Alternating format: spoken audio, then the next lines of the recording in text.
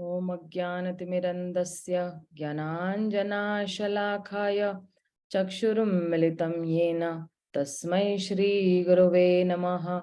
Shri Chaitanya Manobhishtam Stapitam Yena Bhutale Swayam Rupa Kadamayam Dadati Swapadantikam Vandeham Shri Gurun Shri Yuta Padakamalam Shri Gurun Vaishnavamscha Shri Rupam Sagrajatam Sahagana Raghunatham Vitam Tam Sajivam Sadvaitam Sarvadutam Parijana Sahitam Krishna Chaitanya Devam Shri Radha Krishna Padan Sahagana Lalita Shri Vishakham Vitamscha Namom Vishnu Padaya Krishna Prishtaya Bhutale Shrimate Bhaktivedanta Swami Niti Namine Namaste Saraswate Deve Gauravani Pracharine Nirvishesha Shunyavadi Paschata Deshatarine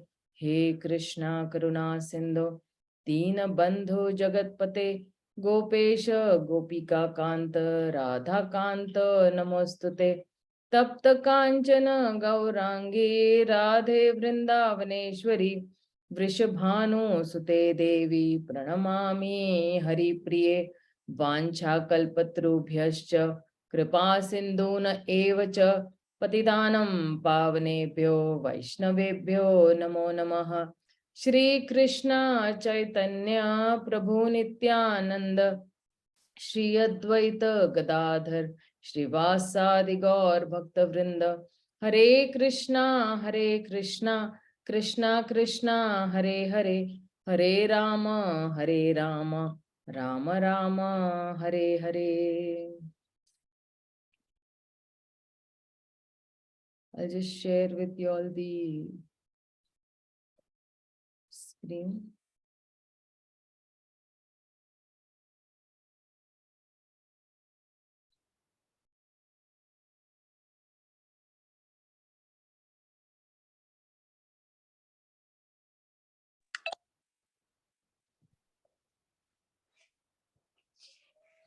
Yes, continue.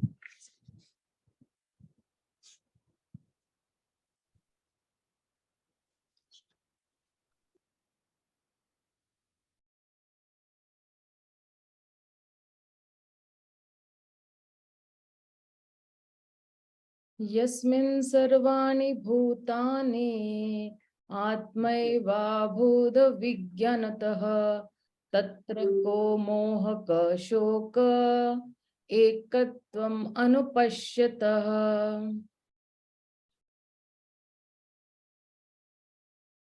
Translation: one who sees all living entities as spiritual sparks in quality one with the Lord becomes a true knower of things. What then can be illusion or anxiety for him? So somebody just read the first paragraph. Hare Krishna. Can I read, Mataji? Yeah, sure. Purport by His Divine Grace, A.C. Bhaktivedanta Swami Srila Prabhupada. Except for the Madhyam Adhikari and Uttama Adhikari discussed above, no one can correctly see the spiritual position of the living being. The living entities are qualitatively one with the Supreme Lord, just as the sparks of a fire are qualitatively one with the fire. Yet sparks are not fire as far as quantity is concerned, for the quantity of heat and light present in the spark is not equal to that in fire. The Mahabhagavata, the great devotee, sees oneness in the sense that he sees everything as the energy of the Supreme Lord. Since there is no difference between the energy and the energetic, there is the sense of oneness. Although from the analytical point of view, heat and light are different from fire, there is no meaning to the word fire without heat and light. In synthesis, therefore, heat, light, and fire are the same. Yeah.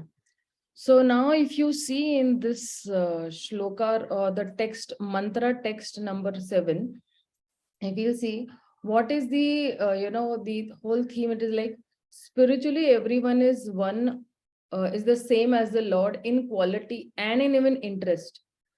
And this arises from the mistaken oneness to the real oneness. So now the Mahabhagava's vision is what? That he is actually seeing all the living entities on the same platform. So if I have to summarize this particular text in one word, it is the last two words are Ekotam Anupashyatam.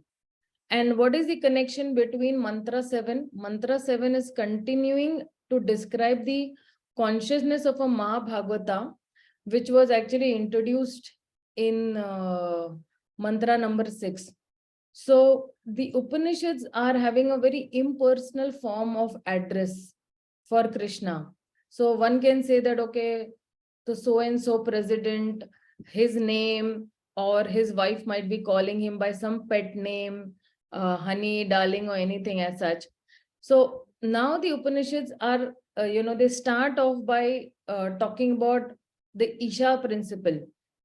And even when we come to the nectar of instruction, parallelly, the Ishopanishad and the nectar of instruction almost say the same. Nectar of instruction also says that the Madhyamarikari is engaged in worshipping the Isha. But Srila Prabhupada translates that Isha only to the deity form. And that is why if you see in the text 7 is actually just like text number 6 only. The first two lines of every text are almost identical. So this particular word, Ekatvam, is like a feast for the impersonalist. Generally, Upanishads are considered, they speak about impersonalism, but they do also talk about personalism. Srila Prabhupada will, in the subsequent, will explain what oneness is. So realization of oneness in quality will bring about detachment, while the realization of subordination to the Supreme Lord in quantity will bring about humility. If detachment is the prime focus, or if it comes first, then we become proud. On the other hand, if humility comes first, we will not be proud. So that is why Sri Chaitanya Mahaprabhu in his Shishtakshakam, he first talks about humility and then detachment. He speaks about humility in the third shloka, and he speaks about detachment in the fourth shloka. And both talk about progress in bhakti. When I say that Kirtaniya Sada Hari and Bhaktir Bhavati Ahetuki. So Mayavadis will become proud due to only sole focus on detachment. And Jiva Goswami also gives example of sun god is equal to Krishna, the fiery radiance, his Swarupa Shakti, or his rays are Tatastha Shakti, or the sun's reflection is the Bahiranga Shakti. So now this Achintya Bheda Bhed Tattva, this particular word was coined by Jiva Goswami. So, though this is an eternal philosophy, and mantra 6 shows the difference, and mantra shows the similarity. Mantra 6 was saying he walks and he does not walk also, but now mantra 7 will show that how it is similar. So, Achinta Bheda Bhed Tattva is there, like a strict Vedic literature. So when we say Ekatvam Anupashyata is by, scriptural references means to see the qualitative differences also. Or same as Ishavasya, that is everything is the energy of the Supreme Lord. And thus oneness between the energy and the energetic. And this means that practical working activity must be performed in the Isavasya conception to keep us on the Atma Bhutma platform of oneness with the Lord. So mantras in mantra 7, the pure devotee is seeing all spirit souls as having the same qualities as the Lord. So on the spiritual platform, the living entities and the Supreme Lord, they share not only the same spiritual nature, but also the same interest also. Just like, if we are in a family, if the family has the same interest, okay, everybody wants to move towards, back home, back to Godhead. So that will be the same interest. or some family might have the same interest that, okay, we have to set up this business and we have to run this business, and right from a small child to the eldest grandfather, they are actually into that same mood that we have to grow this particular business. So the supreme person becomes the center of enjoyment and activities for all the individual spirit souls, and the Lord enjoys himself in their association. It is not like that the Lord is not enjoying himself in the association of devotees, or he's enjoying himself only, with the gopis or the gopas in Vrindavan. No, he enjoys himself in the association of his pure devotees also. So within this highest realization of spiritual activities, there is no illusion or there is no anxiety. So if a particular person has, if I want to put it into practical application, so if if my interest is to serve the Supreme Lord, and the Lord is enjoying himself in the association, in this particular association, then this particular soul will not be into any illusion or anxiety. Like even in the Bhagavatam, the first canto, 7th chapter, 7th shloka, he says that Yasya vai shruna mayanam Krishna parama purushe bhaktir utpadate pumsa shoka moha bhayapaha. So whenever somebody is hearing the activities of the Lord, or serving the Lord, or into the association of devotees, then these three things will never happen: shoka or lamentation, moha or illusion, and bhaya. He will never have any fear. So as long as the living entity is keeping Krishna in the center and giving him enjoyment, then these three things will never happen. So on the material platform, there is always a clash of interest with the family members or with anybody, but both individually and collectively, resulting in anxiety and lamentation. So now the only solution is to have a common center or a common interest. So the only common center for all living entities is the Supreme Person from whom everything is emanating. So by placing him in the center of our activities, we will always enjoy an eternal life of bliss and knowledge in the loving relationship with him. So this is what actually this particular shloka is speaking, and this is completely the so now in paragraph 1, the Mahabhagavata sees oneness in energy also and the energetic also. So if I want to give the a title for the first paragraph, then I will say that yes, Mahabhagavata sees oneness in the energy and in the energetic. So except for the Madhyamadhikari and Uttamadhikari, no one can correctly see the spiritual position of a living being. The Mahabhagavata sees oneness in the sense that he sees everything as the energy of the Supreme Lord. There is no difference between the energy and the energetic. There, this is what actually the sense of oneness means. So now the analogy, will be given that the living entities are qualitatively one with the Supreme Lord. Qualities may ek hi honge. Like the Lord is Sachidananda, Sat, Chit and Ananda. The living entities are also Sat, Chit and Ananda. So just as the sparks of a fire are qualitatively one with the fire, Diwali may you must be seeing that fuljadi, you have it in that long, long stick sort of a thing, and then we light, and then there are all sparks coming out. So actually we are like those sparks, yet the sparks are not fire as far as quality is concerned. For the quantity of heat and light present in the spark is not equal to that of the fire.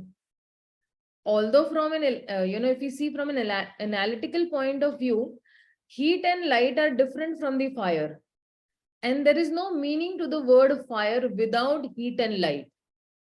So in synthesis, what the first paragraph is saying, that heat, light and fire are the same. This is what they are trying to say in para number 1. So let's see para number 2.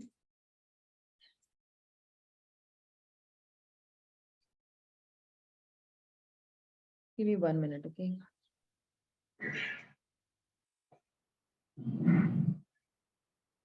Jyoti Mataji, read this second paragraph. Sorry, Mataji. In this mantra, the word. No. I'm asking Jyoti Mataji to read this paragraph. Sorry, Mataji. Yes, Mataji. In this mantra, the word ekatvam anupashyatah indicates that one should see unity of all living entities from the viewpoint of revealed scriptures. The individual spark of the Supreme Whole, the Lord, possess almost 80% of the known quality of the whole. But they are not quantitatively equal to the Supreme Lord. These qualities are present in minute quantity. For the quantity. These are minute quantity. Minute quantity.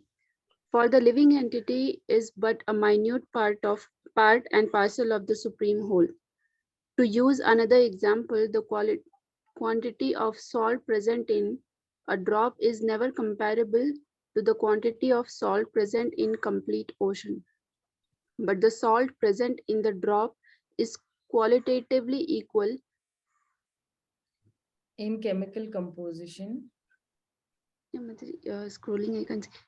Okay. In chemical composition to all the salt present in the ocean. If the individual living being were equal to the Supreme Lord, both quantitatively and quantitatively, there would be no question of his being under the influence of material energy.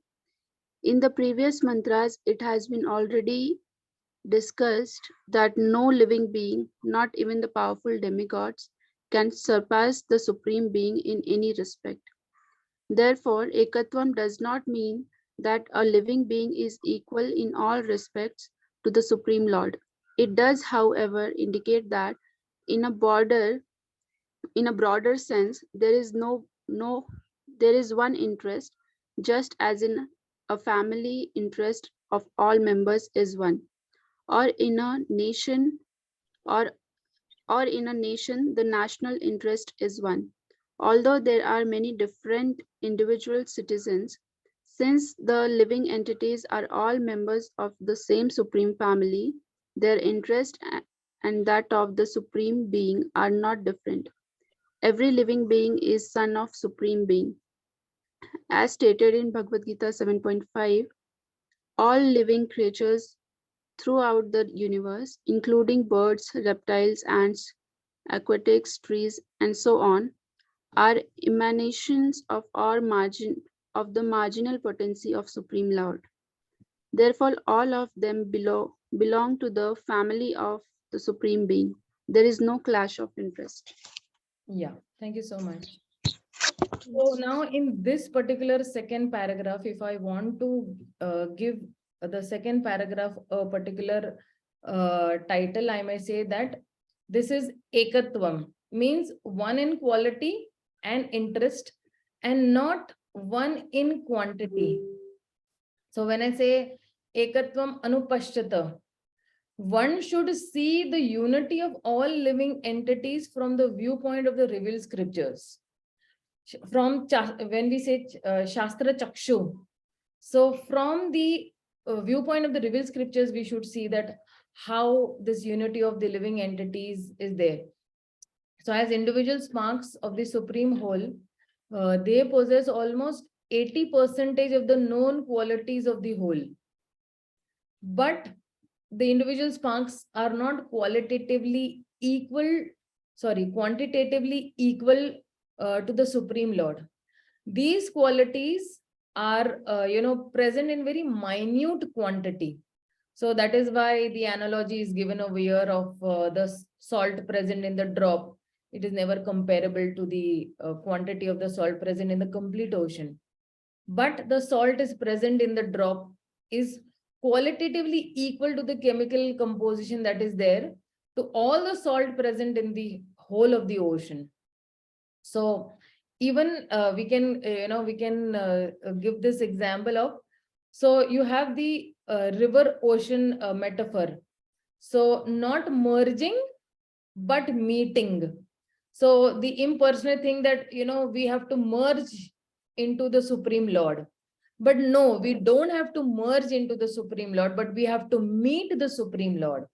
You can't neglect the flow aspect. The Lord's perspective and the devotee's perspective.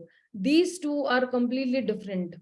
In third canto also, and even in the first canto, 8th chapter also, this thing is being very clearly explained, that the Lord's perspective remains, in its place, and the devotee's perspective remains. So there could be an argument that if the individual living being were equal to the Supreme Lord, both qualitatively and quantitatively, then there would be no question of his being under the influence of the material energy.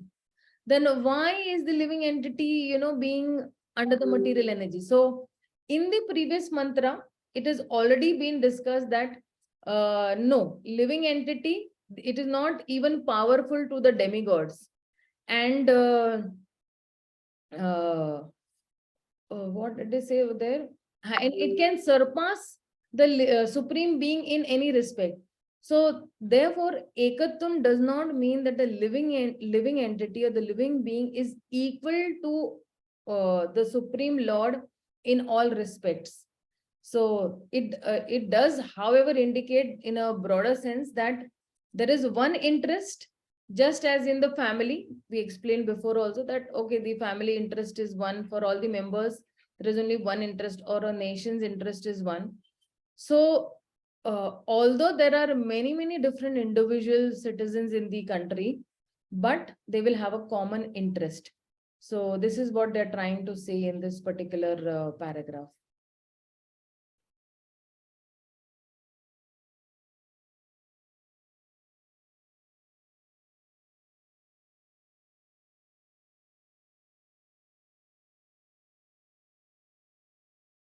Anshuman Prabhu, please read this. Hare Krishna, Mataji. Yeah. The spiritual entities are meant for enjoyment, as stated in the Vedanta Sutras 1.1.12. Anandamaya Bhashyat. By nature and constitution, every living being, including the Supreme Lord and each of his parts and parcels, is meant for eternal enjoyment. The living beings who are encased in the material tabernacle are constantly seeking enjoyment, but they are seeking it on the wrong platform.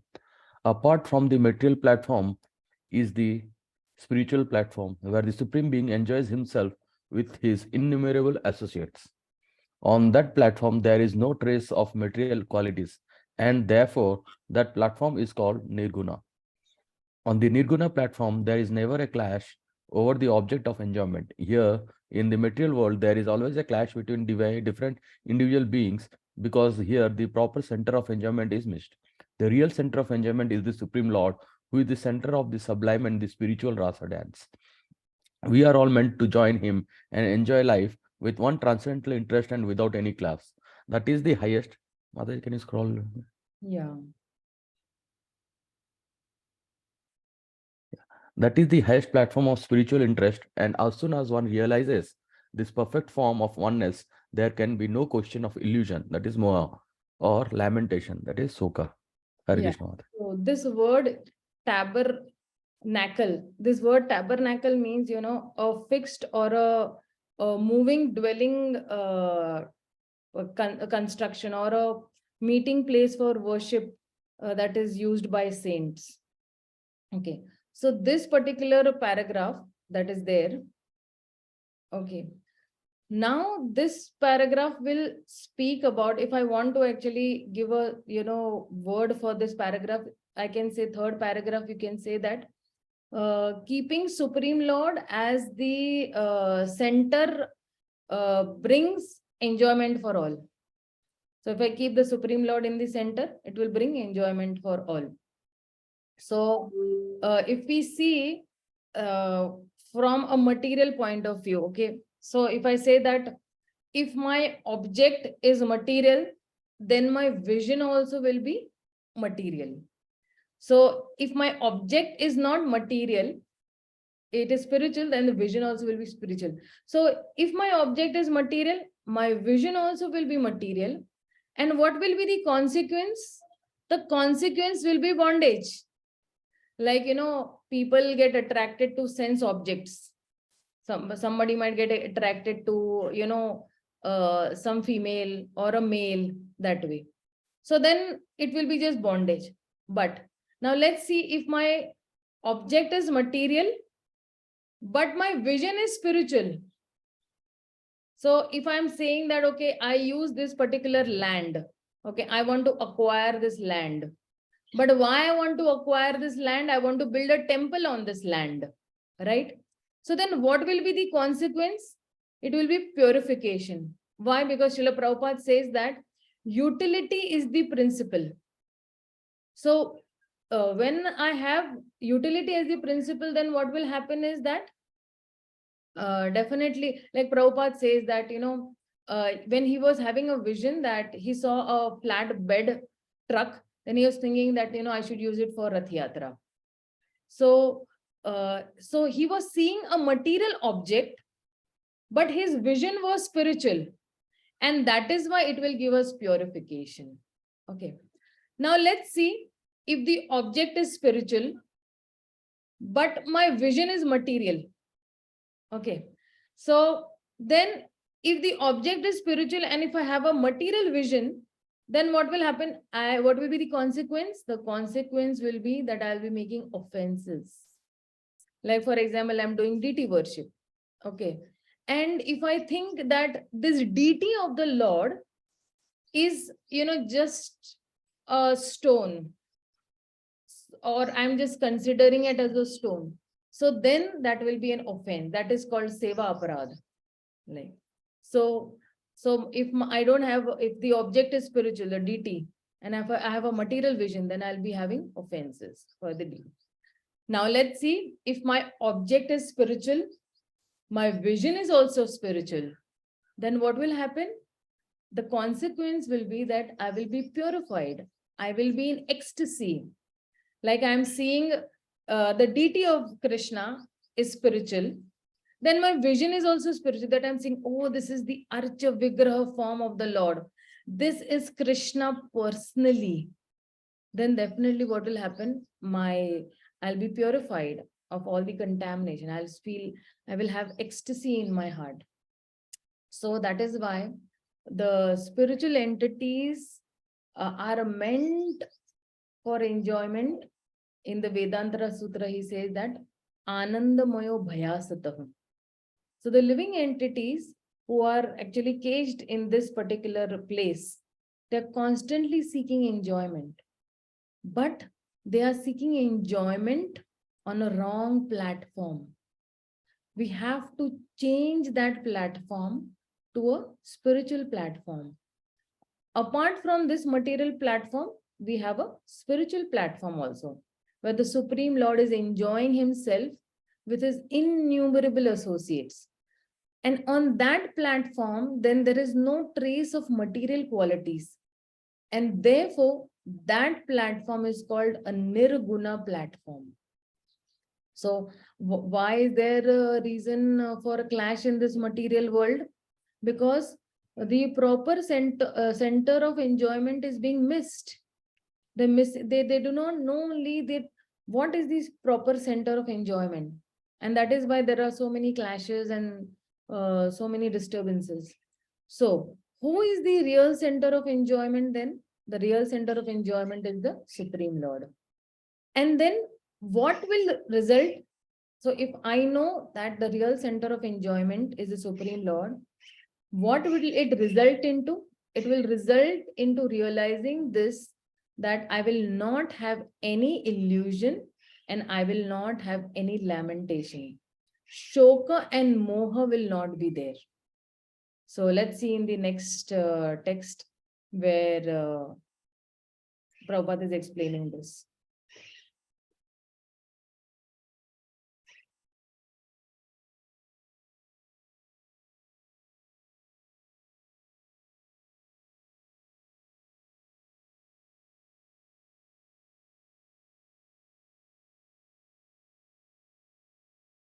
Yeah, Sonali Mane, please read this.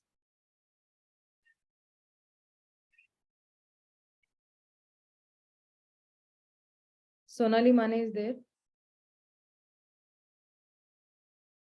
हाँ माताजी Yeah. A godless civilization. A godless civilization arises from illusion, and the result of such a civilization is lamentation. A godless civilization, such as that sponsored by the modern politicians, is always full of anxieties because it may crush at any moment. That is the law of nature. As stated in the Bhagavad Gita 7.14, no one but those who surrender at the lotus feet of Supreme Lord can surpass the stringent laws of the nature. Thus, if we wish to get rid of all sort of illusion and anxiety and create unity out of all diverse interests, we must bring God into all our activities. Yeah, thank you so much. So then now in this particular paragraph, what are they saying is that if I want to actually give the title to this paragraph, then we can say that, the effect of rejecting oneness will be shoka and moha. If I reject that, okay, the Lord and the living entities are in quality one, then what will happen? So Prabhupada in this paragraph is saying that a godless civilization is arising from where? It is arising from illusion. And then what is the result of such a civilization? The result of such a civilization is lamentation. And then this is only the law of nature, that it will cause anxiety. When you have a godless civilization, and that civilization can be crushed into any moment. So if we wish to get rid of all sorts of illusion and anxiety and create unity out of all diverse interest, we must bring God into all our activities. And how to see God in all our activities, that will be discussed in the previous. See, we also know how to bring God in our activities. Okay, when we have studied Bhagavad Gita so many times, we must have studied Bhagavad Gita hundreds of times, and still we fail to bring God into all our activities. Itna sunne ke bawajood bhi, I mean, I'm talking about myself. Okay, I'm not talking about anybody else. I'm always blaming myself and blaming my own shortcomings in this class, that I fail many times to bring God into the activities. Many times we think that we are the doer. So now in the next paragraph, say that what will happen if we become one in interest with the Lord. So let's see the next paragraph.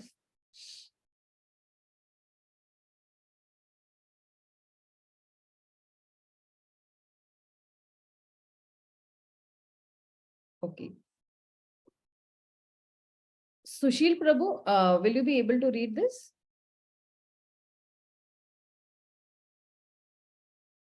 Sushil Prabhu, please. Yes, Mataji. Yeah. Hare Krishna.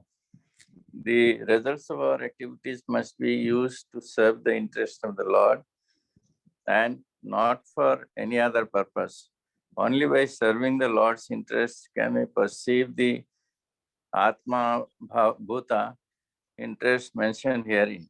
The Atma Bhuta interest mentioned in this mantra and the Brahma Bhuta interest mentioned in Bhagavad Gita 18.54 are one and the same. The Supreme Atma or soul is the Lord Himself, and the minute Atma is the living entity. The Supreme Atma or Paramatma alone maintain all the individual minute beings, for the Supreme Lord wants to derive pleasure out of their affection. The Father extends Himself through His children and maintains them in order to derive pleasure. If the children obey the Father's will, family affairs will run smoothly with one interest and a pleasing atmosphere. The same situation is transcendently arranged in the absolute family of the Parabrahman, the Supreme Spirit. Thank you, Prabhuji. Hare Thank you so much. Sushil Prabhu is one who is very regular in all my classes throughout the week. Like from Monday to Saturday, he is a pretty regular, hearer for all the classes that I conduct from Monday to Saturday. So, okay. So in this particular, shloka, what the Lord is trying to say is that when we become one in interest with the Lord, if I say want to give the title for this particular paragraph, I can say that it is becoming one in interest with the Lord. So what will be the results of our activities must be used to serve the interest of the Lord and not for any other purpose. So what is the interest of the Lord? The interest of the Lord is that he wants to claim all his children back home, back to God. Right? So that is why this mantra speaks about Atma Bhuta. Atma Bhuta or Brahma Bhuta is one instance. So in 18.54, where he is saying that Brahma Bhuta Prasanna Atma no soshati na kanshati. So the Supreme Atma or Paramatma, he is alone maintaining all the individual minute beings. Why? Because for the Supreme Lord wants to derive pleasure out of the affection from the living entities. So if the Lord wants to derive pleasure, but we are into some different direction, then the Lord also will feel bad. So if the children obey the father's will, then the family affairs will run very smoothly with one interest, and there will be always a pleasing atmosphere. So the same situation is transcendentally arranged in the absolute family of the Supreme Lord, that if we all cooperate with each other, then there will be a pleasing atmosphere, not only for yourself, but for the others, or not only for others, but for your own self also. So that is why become one in interest with the Lord. Okay. Let's see with paragraph number 6.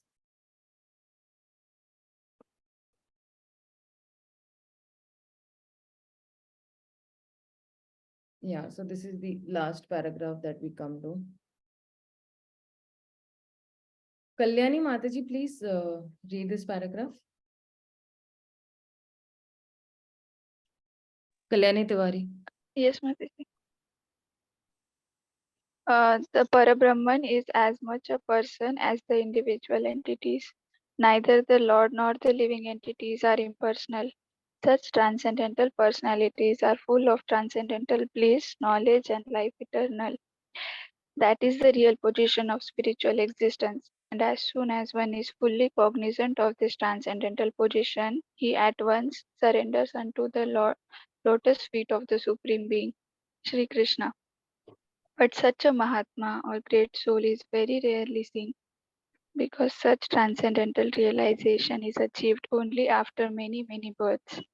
Once it is attained, however, there is no longer any illusion or lamentation or the miseries of material existence or birth and death, which are all experienced in our present life. That is the information we get from this mantra of Sri Upanishad. Yeah. Thank you. Thank you so much, Kalyani Mataji.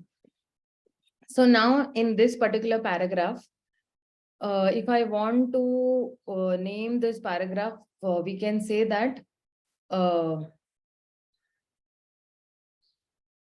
it is very rare that one sees one interest with the Lord. So neither the Lord nor the living entities are impersonal. Do we agree with this? Yes. And as soon as one is fully cognizant or fully aware of his transcendental position, he at once surrenders unto the lotus feet of the Supreme Lord. So, but such a soul is very rare. Why? Because such transcendental realization is only achieved after many, many births. Bahunama janma namante jnanavama prapadyate vasudeva sarva iti sah mahatma sa durlabha. So this transcendental realization is attained after many, many births. So once it is attained, then there is no longer illusion or lamentation or miseries of material existence of, birth, death, old age, which, are which are all experienced in our present state. And that is why it is very important that the Parabrahman is as much as a person as the individual entities are. This is so striking, just like, we know that there are people. So Krishna is a person with all qualities, anxieties, funny surprises that we get, but he is different than we are also. But primarily the Lord is a person. Only the Uttam Adhikari or the Madhyam Adhikari can realize this. So then somebody might have a question that, for me, I feel it is impossible that I reach to this Uttam Adhikari level or even the Madhyam Adhikari level. Some Kanishtam Adhikari might think out of his humility. But if we follow the process, definitely you can also come to the Uttama level. Okay. Because when we are following the orders or the instructions of a pure devotee, he has attained it that way. So if you follow him, you will also attain it the same way. Right. So that is why in this particular text, the main points that are discussed, that because of a devotee's Krishna conscious vision, he will be free from illusion and anxiety. That is the prime thing being said over here in this. And then, it will continue where in the next text. So now next text that is there, the seventh, the eighth text, which will say that it will continue now, where they'll say that, okay, the transcendental Lord is fulfilling all the desires accordingly. How the Lord is integrating inconceivable attributes. Again, this is a Mahabhagavat's vision of the Supreme Lord. How the Mahabhagavat is again seeing the Supreme Lord in everything, and how he is seeing the qualities of the Lord, and he is seeing that how he's perceiving the Lord directly. Let's go to the next text. Before going to the next text, anybody has any queries or Hi, doubts? Krishna Mataji. Yes. Mataji, I had a question. I had 2-3 questions. Yes, sure. Mataji, I'll just start with para number 6. So in this, you just spoke about the Madhyam Adhikari and the Uttam Adhikari being able to get that vision to Yes. see that that Vasudevam Sarvam Iti. So then, but talking about Madhyam Adhikari, I just wanted to know that what qualifies a Madhyam Adhikari also to get such a vision. Like for Kanishta Adhikari, we got to know that we must follow the instructions, and slowly we might progress to become a Madhyam Adhikari and so on and so forth. But then what are the qualifications to see? What qualifies a Madhyam Adhikari to get that vision? So now, even in the Madhyam Adhikari, we'll be seeing this more in detail with nectar of instruction, but just to give you, just to kill your anxiety over here. For in Madhyam Adhikari also, there are again 3 levels. Madhyama Kanishta, Madhyama Madhyama, and Madhyama Uttama also. So Madhyama Uttama is very close to the, Uttama. And again in Uttama also there is a category that Uttama Kanishta, Uttama Madhyama, and Uttama Uttama. Uttama Uttama is like Paramahansa level. So Madhyam Madhyamadhikari, which is, close to Madhyama Uttama, then he can realize this. Even Madhyama still he has, you can say he's on the Abhas stage. He's just, he is on that particular Abhas stage where he can perceive very, very lightly. Just say, that sun is there. So the sun is on the horizon. And you can perceive that, yes, sun is on the horizon. And I can, I can see only the light of the sun. So he is able to realize that much. So there are gradations also in these categories. And a Madhyama, Uttama can realize this very nicely. Okay. So that way. Okay, Mataji. So that was one thing. And in para number 5, I'm not very sure, but I think the opening statement which Srila Prabhupada had written was that that becoming one in interest of Lord, so that the result of our activities must be used to serve the interest of Lord and nothing else. Yeah. So we spoke of aligning our activities with the interest of Lord. But then my question was that how do we tackle the nothing else part of it? Because it is also mentioned that we should not use the result for anything else but for the service of Lord. So, but here we see in our own lives that we use it in many places and for many things. So, how do we understand or apply that part of the sentence? Yeah, where actually Krishna also says in the Bhagavad Gita to Arjuna, what he says that while doing your work, you please remember, me. You think that you're doing this work for me only.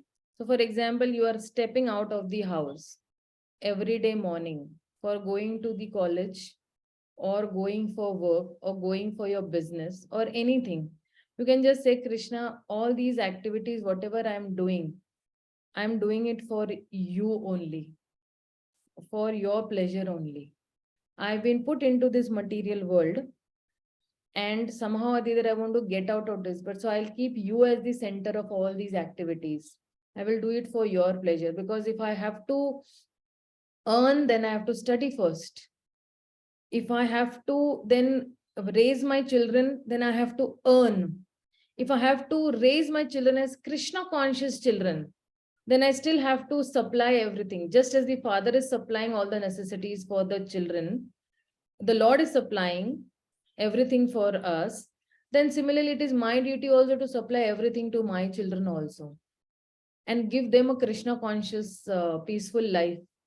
So then this is the, becoming one in interest with the Lord, that you are keeping Krishna in the center everywhere. You are going to buy vegetables. I'm going to buy these vegetables so that I can cook and offer it to the Lord. You're going to buy a vessel in the market. Okay, this vessel will be used for Krishna's service. You are going to buy some furniture. Okay, this house belongs to the Lord.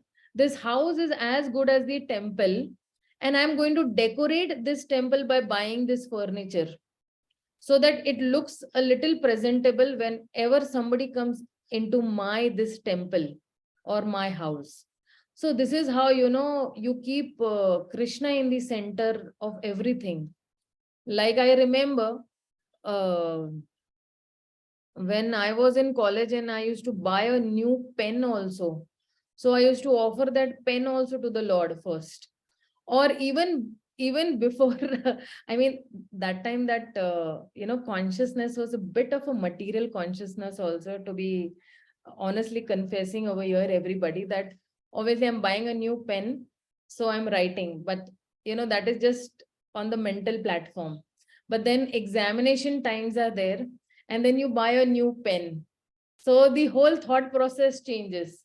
The whole process is, okay, by this pen, this is offered, and pakka, I will pass in the examination.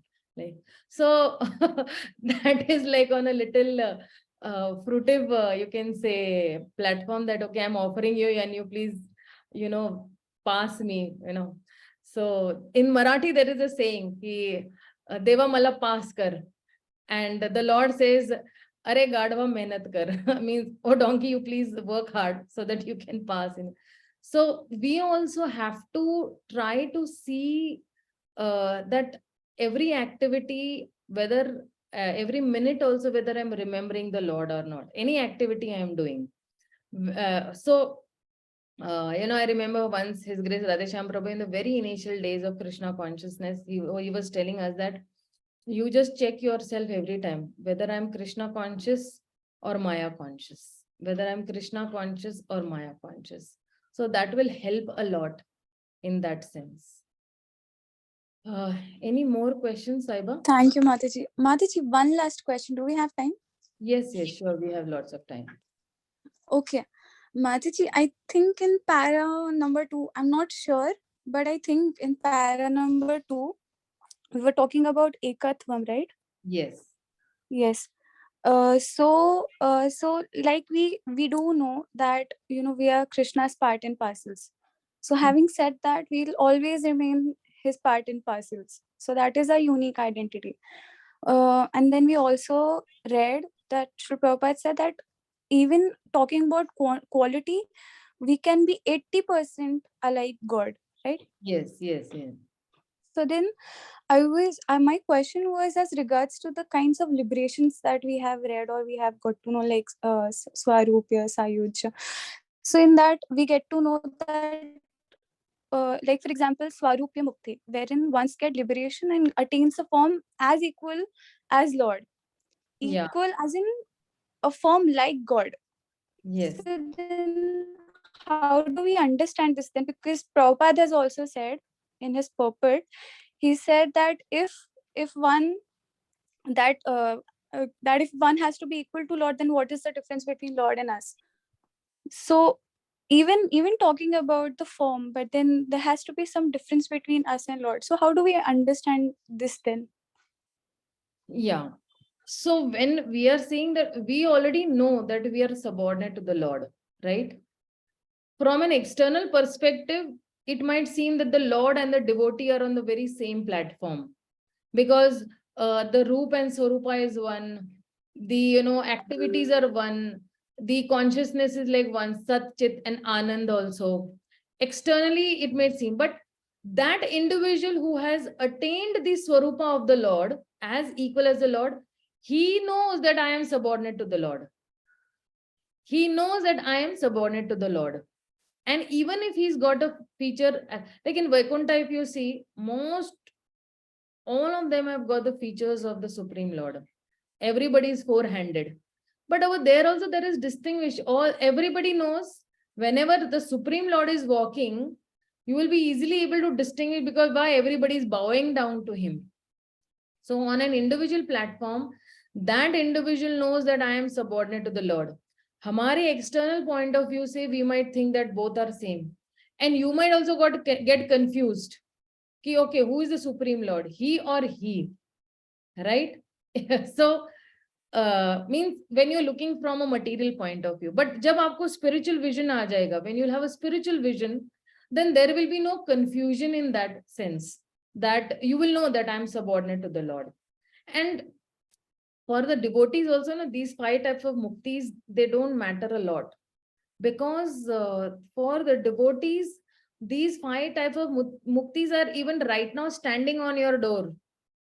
अभी भी आपके द्वारे पे खड़ी है वो. But if given a choice, will you go for these 5 muktis? You'll say, no. Serving the Lord is more better for me, rather than going for these 5 types of muktis. I don't want to form as good as the Lord. I don't want anything as good as the Lord. I just want to serve him on that particular platform. Okay. And that is why they're saying, no, oneness in quality and interest, not in quantity. This is what Prabhupada is trying to say in this paragraph. Oneness in quality and interest, not in quantity. Okay. Yeah. Sucharita. Thank you so much, Mataji. Yeah. Sucharita, yes, you had some question. Go ahead. Yes, Hare Krishna Mataji. In the second last paragraph, there is this one line. I don't know, it is quite different from my book. It says, the Supreme Atman or Paramatman alone maintains all the individual minute beings, because the Supreme Lord wants to derive pleasure out of their affection. What does this mean, out of their affection? Means like what? So see, the Lord is hungry for every living entity's love. the Lord exclusively wants Sucharita's love. Even if he has love of Juhi Mataji, but he wants Sucharita's love also. He wants Sushil Prabhu's love also. He wants Anshuman Prabhu's love also. He wants Jyoti Mataji's love also. Exclusive love he wants from all the living entities. He's not satisfied only with Sucharita's love. Okay, I've got love from Sucharita. I'm happy. So I don't want Sonali's love. I don't want Kalyani's love. I don't want Saiba's love. I want all these people's love exclusively. And he's deriving pleasure. It is not like that, okay, love leke baith gaye. No, he's feeling very happy. He's feeling very ecstatic getting the love of all these devotees. Okay, Sucharita? Does that answer your question? Yes, which means that if we all living entities, if we cooperate with each other, whether whether the lower beings also, if we take care of the lower beings, cooperate with each other, this is like seeing everyone, at least their energy and part and parcel of them, which is not so possible as of now. But if we do that and we work in that ways, like in Ishavasya principle, then the Lord is very satisfied. Is it also mean that? Does that Yes. all that? Yes, yes. Okay, Thank you Anshuman so Prabhu much. has one question. He's put it in the chat. He says that if a soul is getting mukti, then there is a chance that he can again come back to this material world. Yes. Also, what is the difference if a soul gets mukti and if a soul goes to Goloka for service? So when the soul gets mukti, he comes back. You've answered actually your own question only, that your understanding is perfectly right, that he comes back again to this material world if he's getting mukti. Because mukti is very temporary.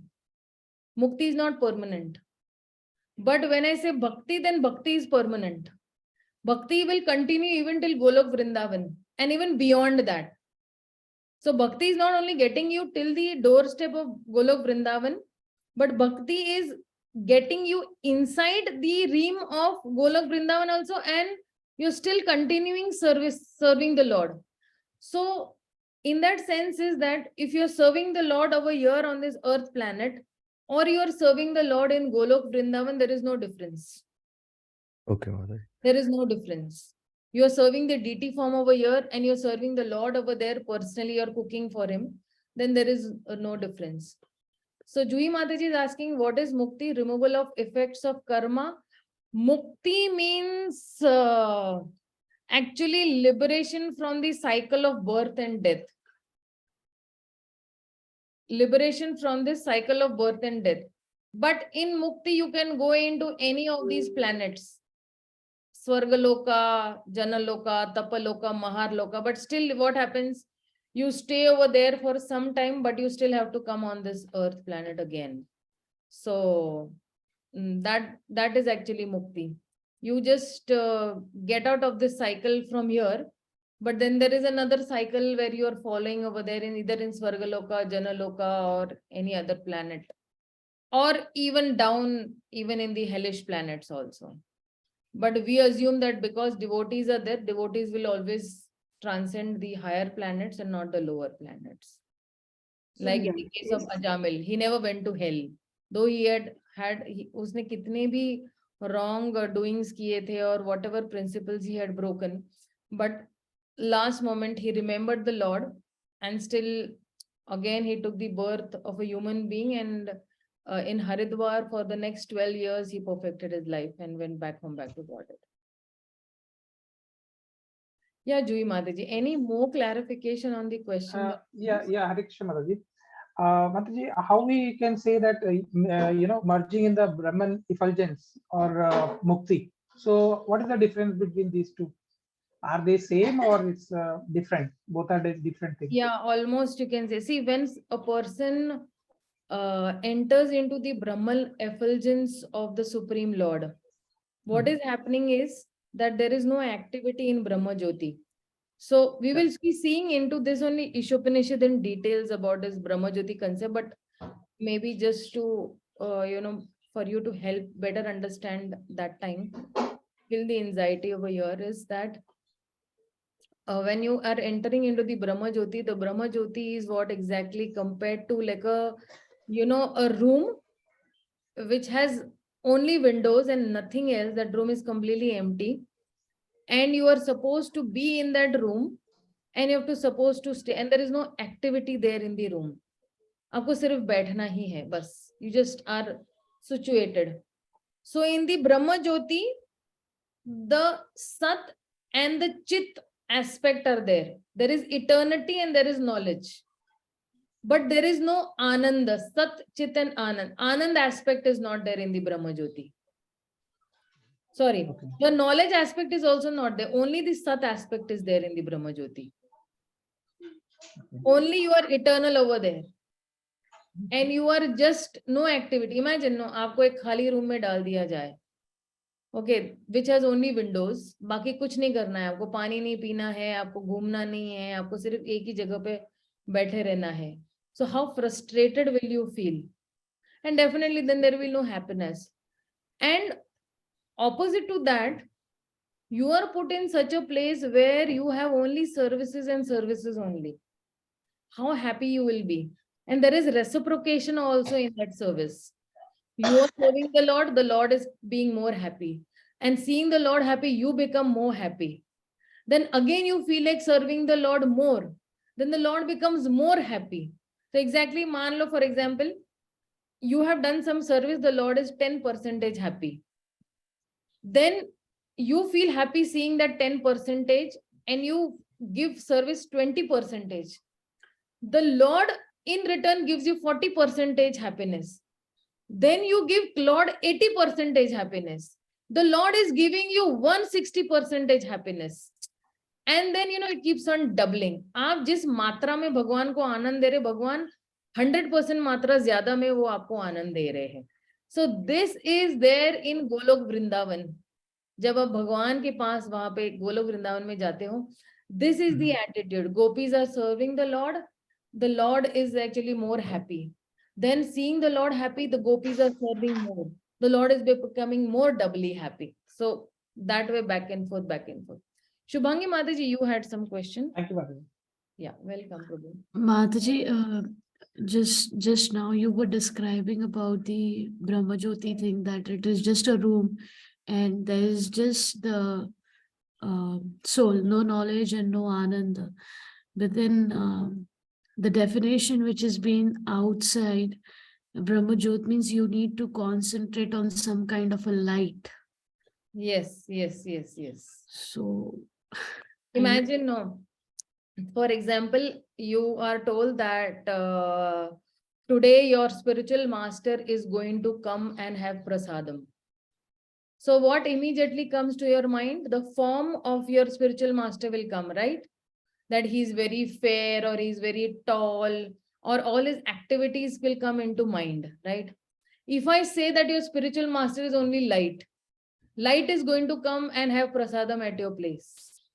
तो आपको कैसा लगेगा? There is no reciprocation only. There is no reciprocation when I say that there is only light coming to your home for prasadam. What form will you imagine? Even when you're imagining something, when I say that I want a glass of water, immediately what will come into your mind? Okay, the shape of the glass. You pick up the glass, you go to the tap and you bring a glass of water, right? So there is some, some picture into your mind. But in the Brahma Jyoti, sirf the Lord is light.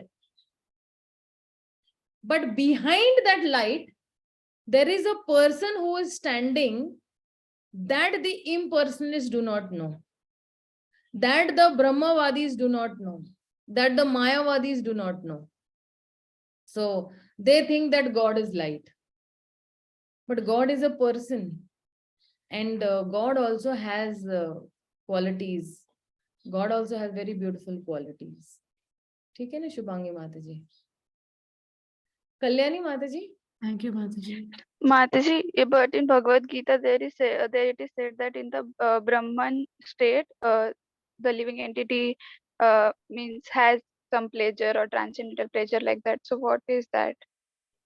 No, that is the Brahma Bhuta stage. That is that is sloka is very different. Brahmabhuta prasannatma na sochati na kanchati.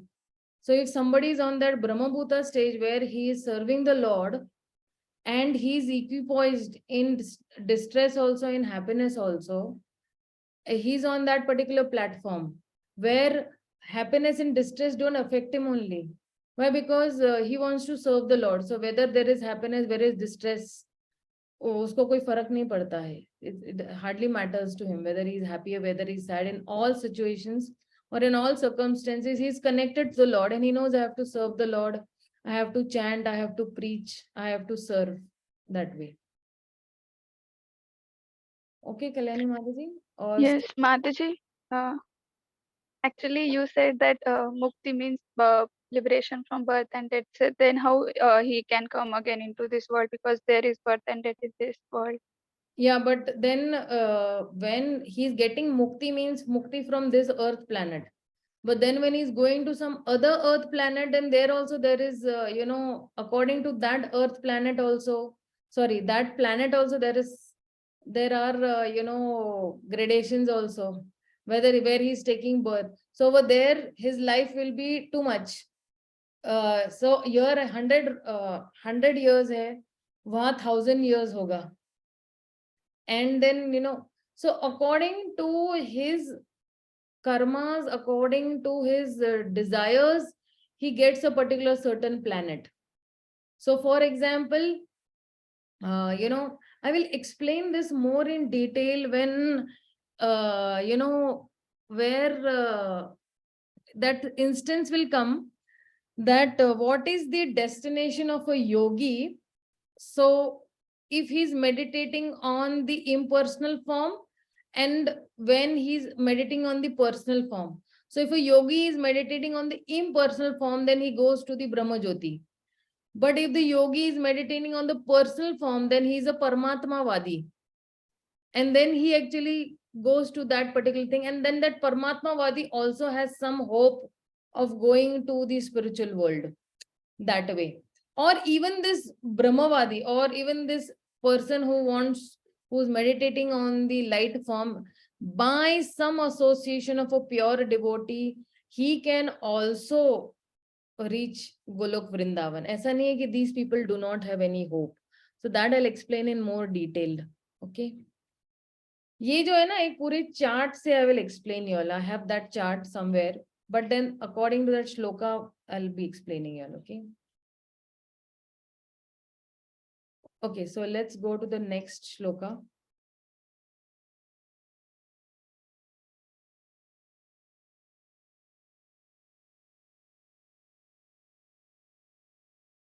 Saparyagacha chukram akayam avaranam asnaviram shuddham apapa vidham kavir manasi paribhu swayam bhura yatha tat yatho arathan vyadacha chasvati bhi samyabhi samabhyah.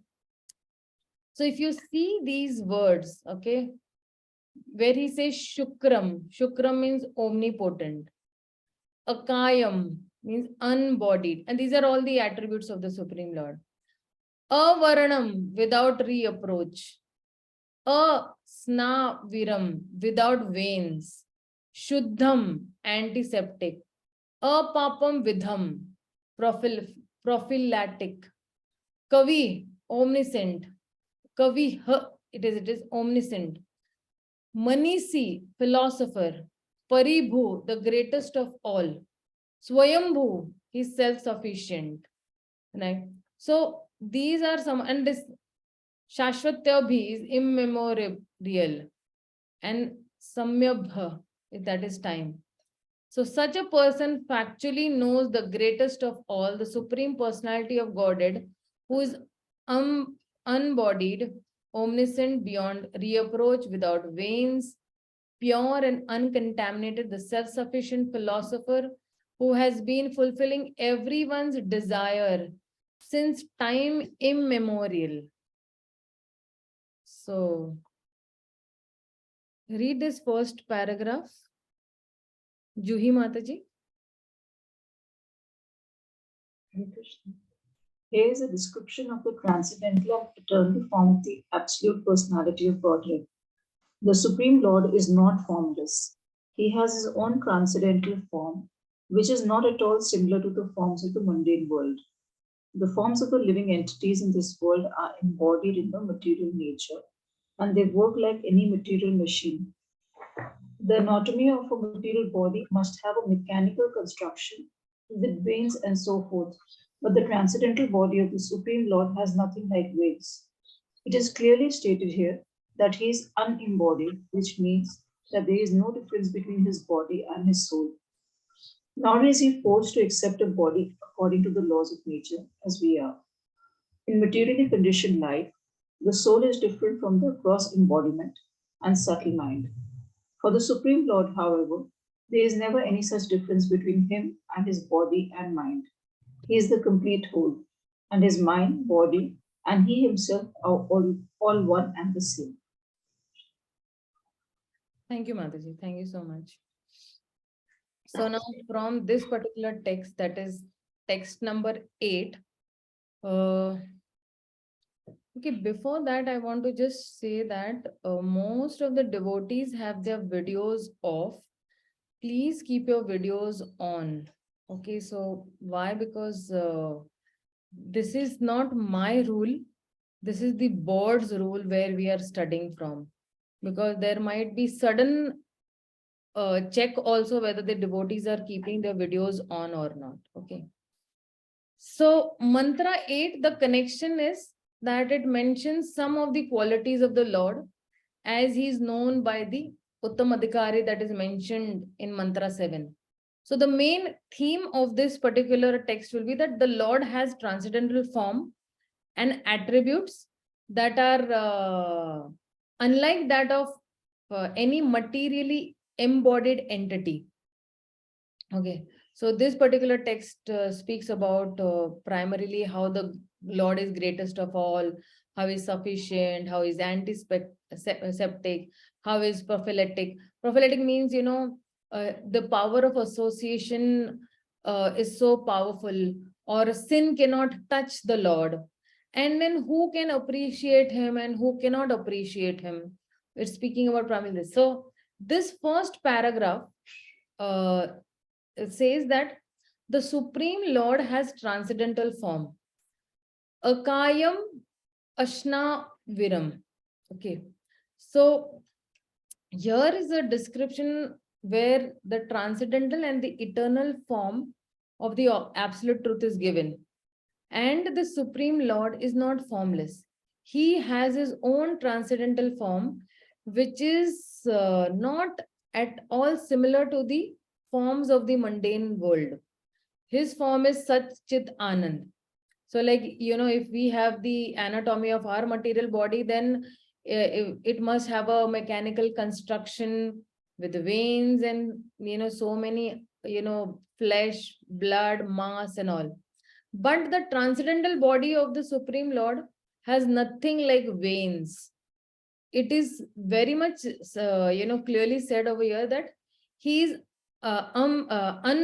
embodied, which means that there is no difference between his body and his soul. Nor is he forced to accept a body according to the laws of nature. We are actually forced to take a particular body according to our nature or according to our karmas. But the Lord is not forced to take any body or accept any body according to his karmas. He's beyond all these. So even in the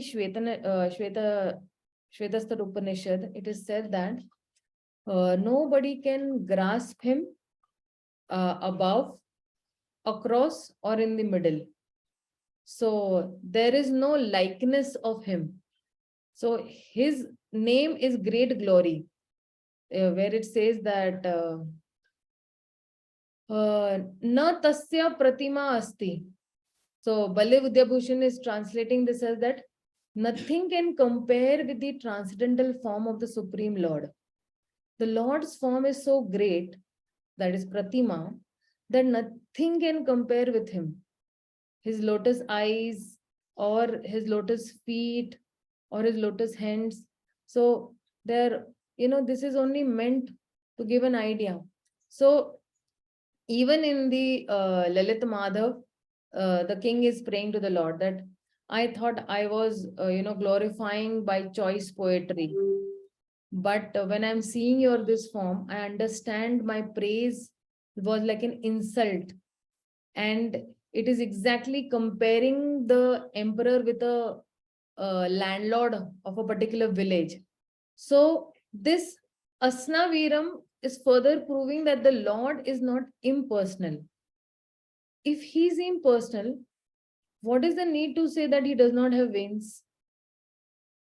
If a person does not have a house, there's no meaning to say that he has no hall.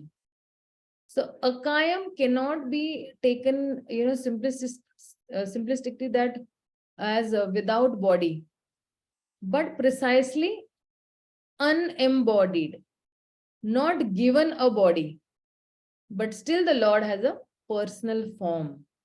So that will be actually be seeing, and how is that personal form, we'll see in paragraph 2.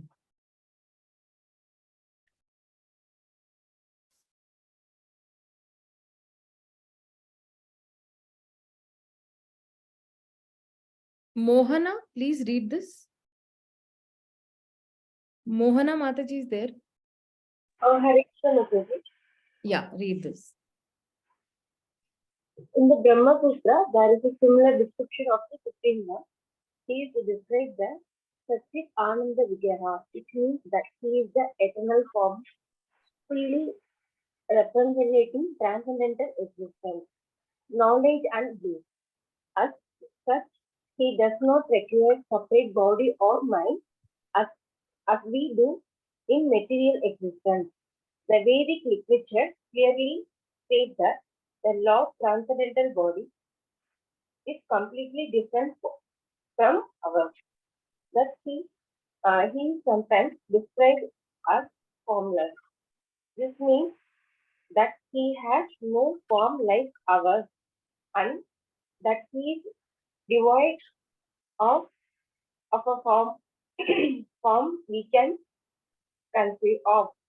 In the Brahma Samhita, it further stated that with each and every part of his body, he can do the work of the other senses. This means that the Lord can walk with his hands, accept things with his legs, see with his hands and feet, eat with his eyes, etc. In the Shruti Mantra, it also said that although the Lord has no hands and legs like ours, he has a different type of hands and legs by which he can accept all that we offer him and run faster than anyone. These points are confirmed in this 8th mantra through the use of words like Shukram. Shukram, yeah. Thank you so much. So now in this particular paragraph, where the Supreme Lord's transcendental form is omnipotent, that is Shukram. And even Brahma Samhita is saying that, what is that 5-point word? Ishvara Parama Krishna Sachidananda Vigraha. Anadar Adar Govinda Sarva Karana Karanam. The Lord has a Vigraha or a form which is Sat Chitan Ananda. So he does not require a separate body or mind as we do in this material existence. So when somebody says that it is formless, this means that he has no form like ours, and that he is devoid of a form we can conceive of. And that is why they say that the Lord has form and Lord is formless also. So even in this paragraph where, it said that in Brahma Samhita, it said that Angani yasya saklendra vritti manti pashyanti panti kalayam chiram jaganti. Ved is no. Ananda Chinmaya Sadujvala. Ananda Chinmaya Rasas Vigrahasya. Sadujvala Vigrahasya. Sadujvala Vigrahasya Govinda Madi Purusham Tamaham Bajami. In the morning, we are singing this every day. So what are we reminding ourselves every day in the morning? That the Lord, with each and every part of his body, he can do the work of the other senses also. We have heard many times in many lectures that the Lord can walk with his eyes also. The Lord can eat with his eyes also. The Lord can see with his hands also. And the Lord can eat with his legs also. He does not require any other part of the body. So with our eyes, we can only see, right? We cannot walk with our eyes. Or with our legs, we can only walk, right? So, but the Lord can do anything with each and every part of his body, can do any other work of the other senses. And that's why it said that Shukram, the Lord is omnipotent. Although the Lord has no hands and legs like what we have, he has different types of hands and legs by which he can accept all that we offer to him, and he can run faster than anyone.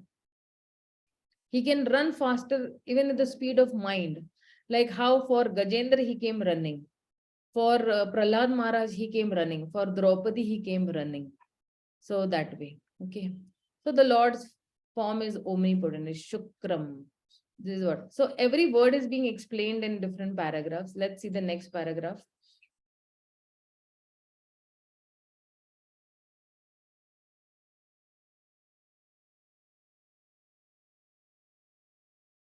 Harshatma Prabhu, please read this paragraph. Harsh Prasannatma Prabhu. Is he there? Yeah, please read this paragraph, Prabhu. The Lord's worshipable form or Archa Vigraha, which is installed in temples by authorized acharyas who have realized the Lord in terms of mantra 7, is not different from the original form of the Lord. The Lord's original form is that of Sri Krishna, and Sri Krishna expands himself into an unlimited number of forms, such as Baldev, Ram, Narsingh, and Vara. All of these forms are one and the same personality of Godhead. Similarly, the Archa Vigraha worshipped in temples is also an expanded form of the Lord. By worshipping the Archa Vigraha, one can at once approach the Lord, who accepts the service of a devotee by his omnipotent energy. The Archa Vigraha of the Lord descends at the request of the Acharyas, the holy teachers, and works exactly in the original way of the Lord.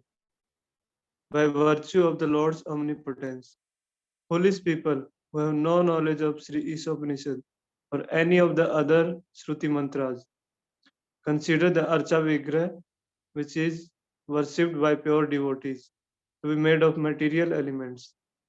This form may be seen as material by the imperfect eyes of foolish people or Kanishta Adhikaris. But such people do not know that the Lord, being omnipotent and omniscient, can transform matter into spirit and spirit into matter as he desires. Yeah, thank you, Prabhu. Thank you so much. So now we have seen Shukram, and now in this third paragraph, when requested by the Mahabhagavatas or the pure devotees, this omnipotent and the omniscient Lord appears as the Archa Vigraha form. Archa Vigraha is installed in temples by the authorized acharyas who have realized the Lord in terms of, that the Lord is omnipotent and the Lord is omniscient. And the Lord is non-different from the original form of that Lord who is in Golok Vrindavan. So by worshipping the Archa Vigraha, one can at once approach the Lord who accepts the service of a devotee by his omnipotent energy. When we say that the Lord is omnipotent, so by his omnipotent, he is accepting that service. So this Archa Vigraha form of the Lord descends at the request of the acharyas and works exactly in the original way of the Lord by the virtue of the Lord's omnipotence. So how he is working in the spiritual world, he's same way working over here also in the Archa Vigraha form. Like if you see Sakshi Gopal, okay, how he came, to give, Sakshi for his devotee. Or Gauridas Pandit, he had first Gaunitai deities. Or Chaitanya Mahaprabhu and Nityanand Mahaprabhu came and went on the altar, and the deities moved out. And then, so even in the Bhaktivedanta manner, deities put on 10 kgs, or put on, sorry, not 10 kgs, deities put on weight in 10 years. Some outfits even do not fit in the waist. So, what does all this show? That the Lord is exactly working, how he's working. Like, even we see in ourselves, we eat too much, then, you become a little healthy in your this. So, foolish people have no knowledge of Shri ISHOPANISHAD or any other these Shruti mantras. They consider the Archa Vigraha form, which is worshipped by pure devotees, to be made out of material elements. Such people do not know that the Lord, being omnipotent and omniscient, can transfer matter into spirit and spirit into matter as the Lord desires.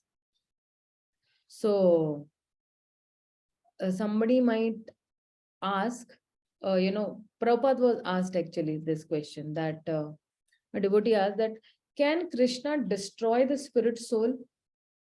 Prabhupada said yes, but he doesn't. And why he doesn't? Because the Lord is like a loving father. How can a loving father destroy his own son? So the Lord is more interested in creation than destruction. He will create more spirit souls, but he will not destroy any of the existing spirit souls. Okay. So this is what they're trying to say in this third paragraph. Let's go to the fourth paragraph.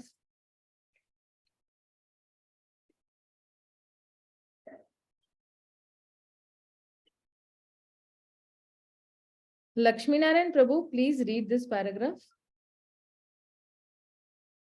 Hare Krishna Mataji, Dandavat Pranam. Dhanyavad. 1 second, Mataji.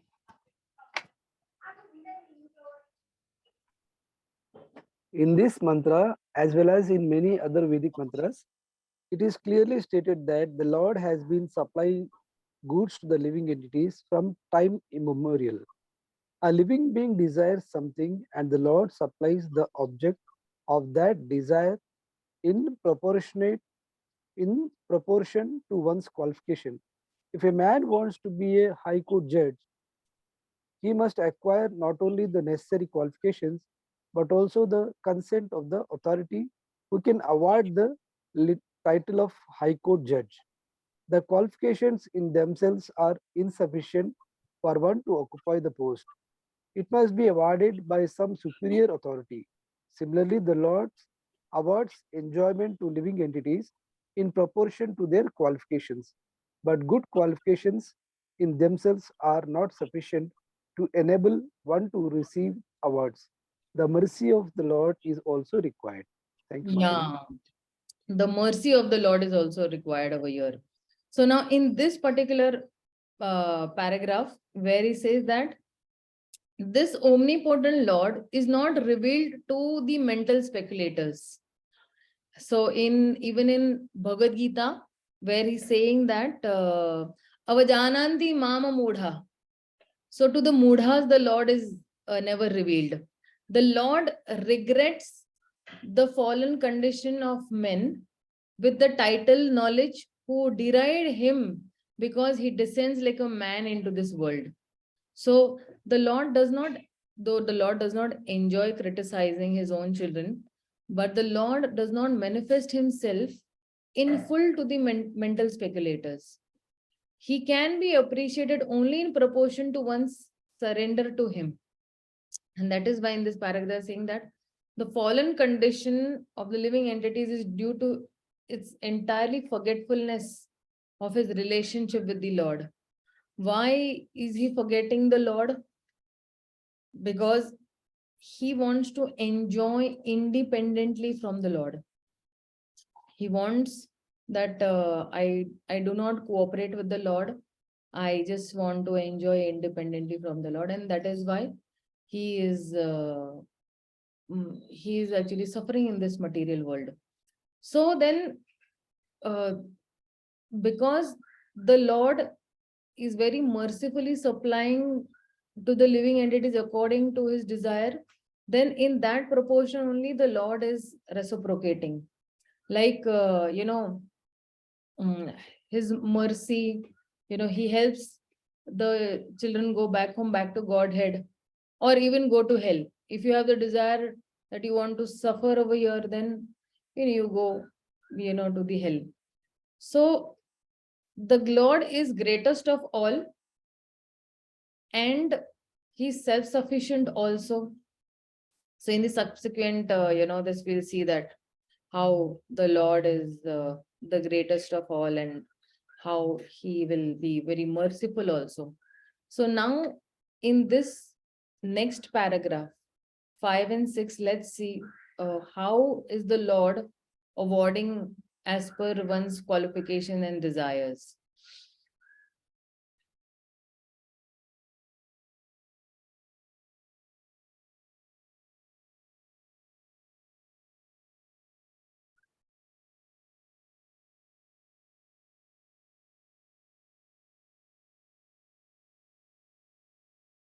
Somebody read this paragraph. Sudha Mataji, please read this paragraph. Shanti Devi Dasi. Okay. Ordinarily, the living being does not know what to ask from the Lord, nor which post to seek. When the living being comes to know his constitutional position, however, he asks to be accepted into the transcendental association of the Lord in order to render transcendental loving service unto him. Unfortunately, living beings under the influence of material nature ask for many other things, and they are described in the Bhagavad Gita 2.41 as having divided or split intelligence. Spiritual intelligence is one, but mundane intelligence is diverse. In Srimad Bhagavatam 7.5.30 and 31, it is stated that those who are captivated by the temporary beauties of the external energy forget the real aim of life, which is to go back to Godhead. Forgetting this, one tries to adjust things by various plans and programs, but this is like chewing what has already been chewed. Nonetheless, the Lord is so kind that he allows the forgetful living entity to continue this way without interference. Thus, this mantra of Sri ISHOPANISHAD uses the very appropriate word yatha atha, yatha, indicating that the Lord rewards the living entities just in pursuance of their desires. If a living being wants to go to hell, the Lord allows him to do so without interference. And if he wants to go back home, back to Godhead, the Lord helps him. Yeah, thank you so much. Matsyendra Prabhu, please read this next paragraph. God is described as Paripu. Hare Krishna. God is described here as, one second, Bahu, the greatest of all. No one is greater than or equal to him. Other living beings are described here as beggars who ask goods from the Lord. The Lord supplies the things the living entities desire. If the entities were equal to the Lord in potency, if they were omnipotent and omniscient, there will be no question of their begging from the Lord, even for so-called liberation. Real liberation means going back to Godhead. Liberation as conceived of by an impersonalist is a myth, and begging for sense gratification has to continue eternally unless the beggar comes to his spiritual senses and realizes his constitutional position. Hare Krishna. Thank you, Prabhu. Thank you so much. Yeah.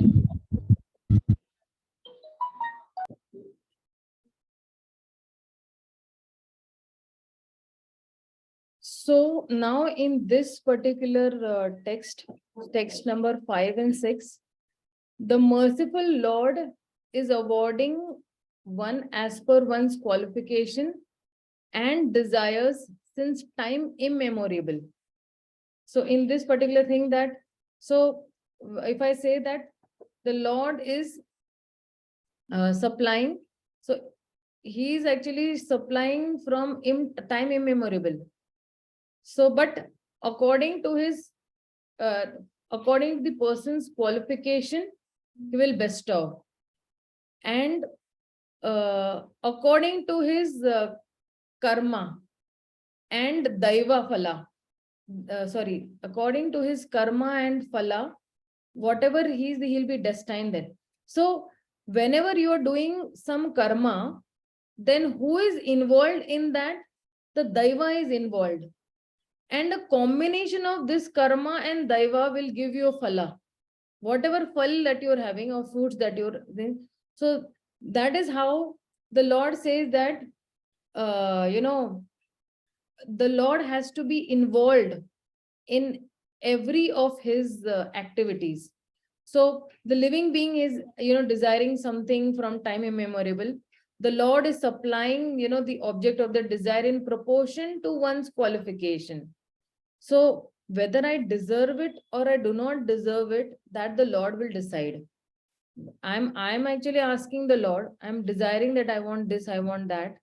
But whether I'm qualified, then the Lord will decide. So good qualifications in themselves are not sufficient to enable one to receive any awards. The mercy of the Lord is also required. So for example, somebody becomes a doctor or an engineer or a prime minister.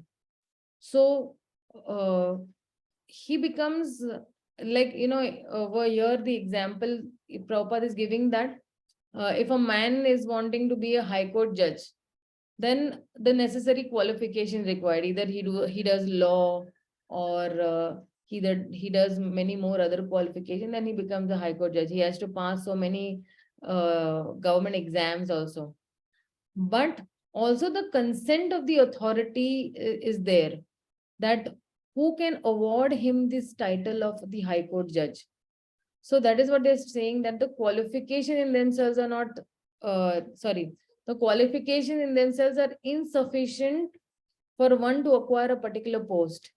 It must be awarded by some superior authority. So who is that superior authority? The Supreme Lord is that superior authority. So you might be qualified to go, to Swarga Loka. You might be qualified to go to Brahma Loka. You might be qualified to go to even Vaikuntha Loka, even Golok Vrindavan. But in every qualification, the mercy of the Lord is included. If the mercy of the Lord is not included, then it makes no sense. So the mercy factor is more applicable to only devotees, okay? It is not applicable to non-devotees. Like, for example, a farmer can sow, the seeds properly, but he has to depend on the rain. So even there is an example which I'm forgetting.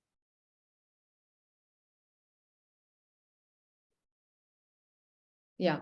So Drona was trying to capture, over here on the battlefield of Kurukshetra. And Yudhishthir, in spite of all his full endeavor, so he realized the Lord of Destiny is on Arjuna's chariot. And even Vidura had pleaded so many times to Dhritarashtra that please stop this war. But Dhritarashtra was always saying that it is the will of the destiny, what can I do? Vidura even, snapped this, that destiny will determine the consequences of our action, not our action itself. So your action as a king are in your hands. So even with Dhritarashtra also, he could have stopped the war because, those actions were in his hands. But because he was too much attached to Duryodhana, he did not, stop that war. And Prabhupada says that when things are going beyond human control, then there is nothing to regret. Because many times, for example, okay, when there is earthquake, it is beyond my human control. I cannot do anything. So then there is nothing to regret also. So living beings who are under the influence of material nature, they ask for many, many things. And in the Bhagavad Gita, this is what they're saying, that Vyavasayitmika buddhir ekah kuru nandana. So many, divided are there. But they are ekah kuru nandana. So if this particular shloka, if we have to explain that the thoughts of the other people are many branched, but if you put your intelligence in one place, that ekah kuru nandana, if I put it on, only one, so Krishna is telling Arjuna that you just focus it on one, then you will be benefited, otherwise you will not be benefited. So devotee should be very careful in what we are desiring. So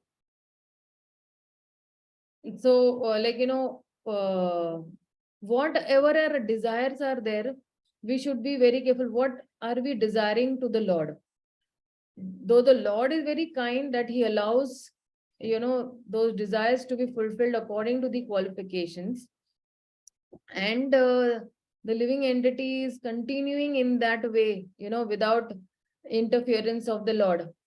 But we should be very careful whatever I am desiring.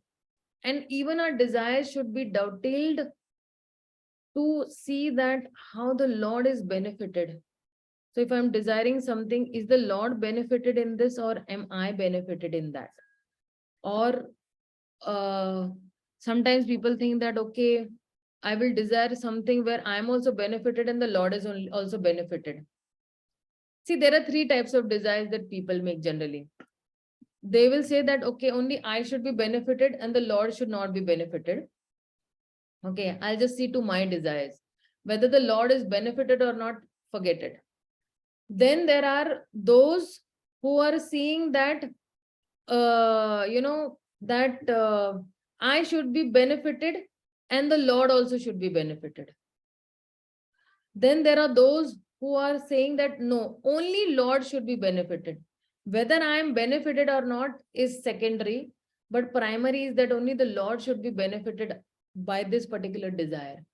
Now, what is the topmost desire? The topmost desire is that only where only the Lord is benefited. Then when you are benefited, it's like a byproduct. It is a byproduct.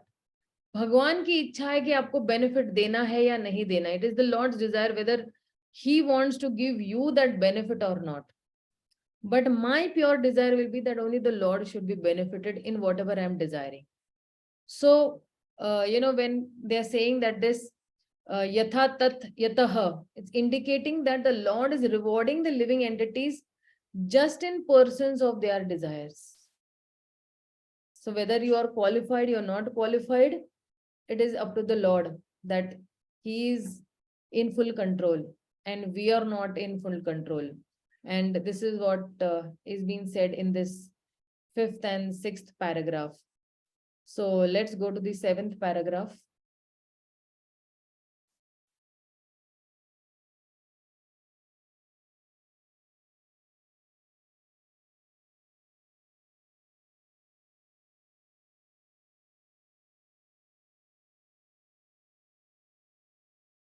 Jui Mataji, read this paragraph. Hare Krishna. Only the Supreme Lord is self-sufficient. When Lord Krishna appeared on earth 5,000 years ago, he displayed his full manifestation as the personality of Godhead through his various activities. In his childhood, he killed many powerful demons, such as Aghasura, Bakasura, Shakasura, and there was no question of his having acquired such power through any extraneous endeavor. He lifted golden hill without even practicing weightlifting. He danced with the gopis without social restrictions and without reproach. Although the gopis approached him with a paramour's feelings of love, The relationship between the gopis and Lord Krishna was worshipped even by Lord Chaitanya, who was a strict sannyasi and rigid follower of disciplinary regulations. To confirm that the Lord is always pure and uncontaminated, Sri Ishopanishad describes him as Shuddham, antiseptic, and Apap Vidham, prophylatic. He is antiseptic in the sense that even an impure thing can become purified just by touching him. The word prophylatic refers to the power of his association. As mentioned in the Bhagavad Gita 9.30-31, a devotee may appear to be Shudrachara, not well behaved in the beginning, but he should be accepted as pure because he is on the right path. This is due to the prophylatic nature of the Lord's association. The Lord is also apart with them because sin cannot touch him. Even if he acts in a way that appears to be sinful, such actions are all good, for there is no question of him being affected by sin. Because in all circumstances he is Shuddha, most purified, he is often compared to the sun. The sun extracts moisture from many untouchable places on the earth, yet it remains pure. In fact, it purifies obnoxious things by virtue of its sterilizing powers. If the sun, which is a material object, is so powerful, then we can hardly begin to imagine the purifying strength of all-powerful Lord. Yeah, thank you so much, Mataji. So now in this particular text, what they are saying is that the Lord is the greatest of all, and others are beggars. The Lord is Paribhuha. Paribhuha means greatest of all. And all the other living entities are described over here as beggars who ask goods from the Lord. So if the living entities were equal to the Lord in potency, and if they were omnipotent and omniscient, then there will be no question of their begging from the Lord. Even for so-called liberation, they should not ask the Lord. So actually, real liberation, when we say real mukti, means actually going back home, back to Godhead. And this jnana and karma, they are completely useless. They are of no importance at all. And that is why in this paragraph, they're saying that the Lord is greatest. Now, if you see this particular text which is written over here, that a devotee may appear to be sudurachar, not well behaved in the beginning, but he should be accepted as pure because he is on the right path. This is due to the prophylatic nature of the Lord's association. Means what? The Lord's association is so powerful that even this durachar person can become sudurachar. Sorry, this durachar person can also become well behaved. Okay, so a devotee, so in this particular text was saying, a devotee may appear to be sudurachar, not well behaved in the beginning. But so Krishna is requesting that api chetu sudurachara bhajate ma ananya bhaka. So he is on that particular path and one day he will be purified. So please don't have this vision that this person is not a right person, or he's he's a papi, or he's a sinful person. So we can be affected by sins, but the Lord is apapa vidham. Apapa vidham means what? The sin cannot touch him. So even if he acts in a way that appears to be sinful, like see, when the Lord came on this material earth, okay, so many things, it might seem that, he was sinful. When he killed this bull, what is that bull's name? Arishtasur? Yeah, it was Arishtasur only. It seemed that, he killed a cow or he killed a bull. But that bull came in the form of a demon. That the Brajavasis didn't know. And that is why if you see Radharani and her friends, they were saying that, no, you have killed a cow and now you are sinful. So the Lord is not being affected by any sin. And in all circumstances, whether he is killing a bull, whether he is killing a horse or an ass, he always remains purified. Like the sun.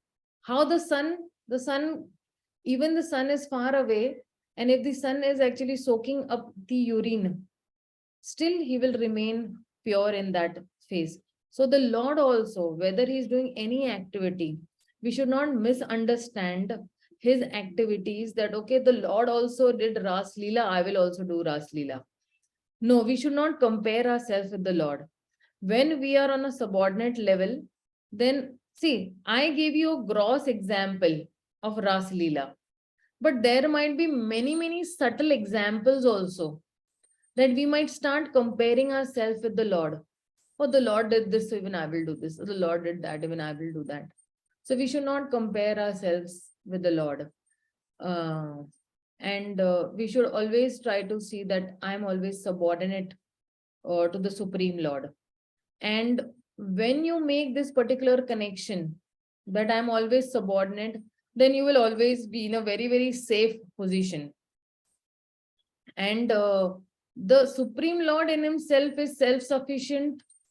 He's Swayambhu. He's without any reapproach. He's Avarnam. He's antiseptic. He's Shuddham. So antiseptic means what?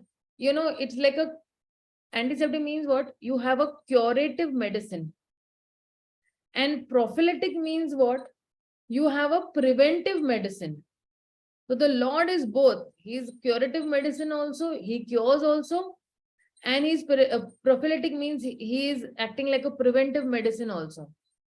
And only the Supreme Lord is self-sufficient. The Lord displayed so many of his manifestations in full through all his many activities. He killed so many powerful demons. And there is no question of his having acquired such power through any external endeavor.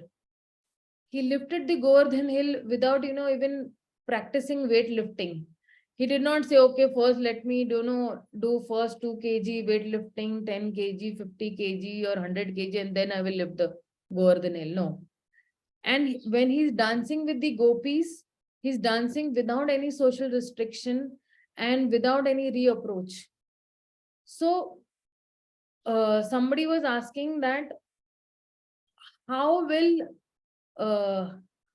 lust will go away by hearing Ras Leela, and why are the sannyasis glorifying it? So sannyasis, what they do is they give up the reflection, but not the reality. When we are actually hearing this Ras Leela, what are we doing is we are actually thinking in reality, right? And we are actually thinking that we are actually into reflection mode. We are reflecting ourselves in that Ras Leela. But the Ras Leela is actually, it's like an antiseptic. It's even an impure thing can become purified just by touching it. So when I'm saying that my lust is impure, and when I'm hearing the Ras Leela, then that lust can also become purified by hearing the Ras Leela. So this is what it's saying. And this word prophylactic, it is referring to where in the paragraph saying that is the power of association. So a devotee may be, appearing to be Sudurachar in the beginning, but he should be accepted as pure because he's on the right path. And when I'm saying that the Lord is apap, the sin cannot touch him. And when I'm saying that he's Shuddham, he's most purified, and he's compared to the sun. So we should understand these, words in its real sense also. So apapa means any sin cannot touch him. Many times, people think, I remember, I'll give you an example, okay? When we go for book distribution, and many people have eaten non-veg, okay? And then we give them a book. So they say, no, मैंने ना non-veg खाया हुआ है. I've eaten non-veg. So if I touch, the Lord will become sinful as I am. So they know that they are sinful and eating non-veg is not right. But they are thinking that if I touch the Bhagavad Gita, the Lord will become sinful. So this is a very crude example where, they're thinking that, the Lord will become sinful because I have touched the Bhagavad Gita or because I am sinful. So then we say, then we explain to them that no, the Lord is a Papa Vidham. Sin cannot touch him. And even if he is acting in a sinful way, sin cannot touch him. So many times the Lord has acted in this way, where we can actually, jot down that what are the ways people might think that the Lord acted sinful or not according to the norms or not according to the proper behavior. But he is not like he killed Shishupal.